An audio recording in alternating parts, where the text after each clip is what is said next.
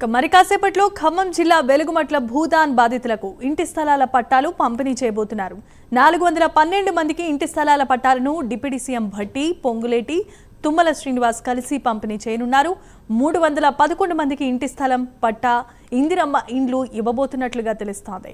101 మంది ఏన్కూర్, తిరుమలాయపాలెం, నేలకొండపల్లి, ఖమ్మం రూరల్ మండలాల్లో ఇంటి స్థలం, ఇందిరమ్మ ఇళ్లు మంజూరు పత్రాలు పంపిణీ చేయబోతున్నారు. ఇక వెలుగుమట్ల భూదాన్ భూముల్లో గత నెల 24న 700 ఇళ్లను అధికారులు కూల్చివేశారు. ఇళ్ల కూల్చివేతపై తీవ్రమైన స్థాయిలో ప్రతిపక్షాలు విమర్శలు గుప్పించాయి. బాధితులకు బాసటగా వివిధ పార్టీల నేతలు నిలిచారు.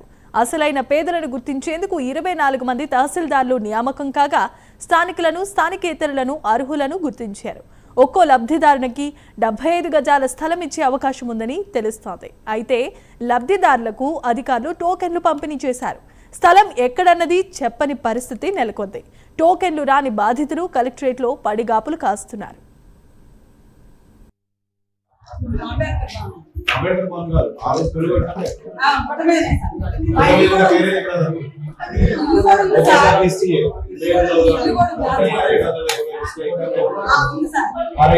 ఒకసారి చూసుకొని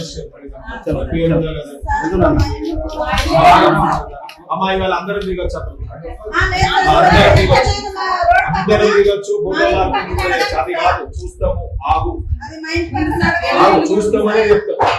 750 ఇస్తుంది రీజన్ ఫర్ రిజెక్షన్ అంటే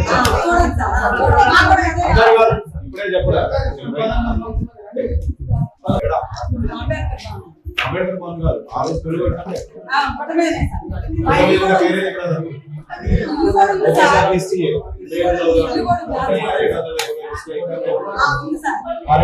ఒకసారి చూసుకొని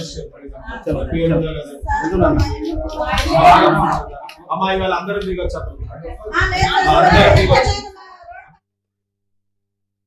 అది కాదు, చూస్తాము, ఆగు ఆగు, చూస్తామనే చెప్తాం. 750 ఇస్తుంది రీజన్ ఫర్ రిజెక్షన్ అంటే అందరూ కాదు, ఇప్పుడే చెప్పరా.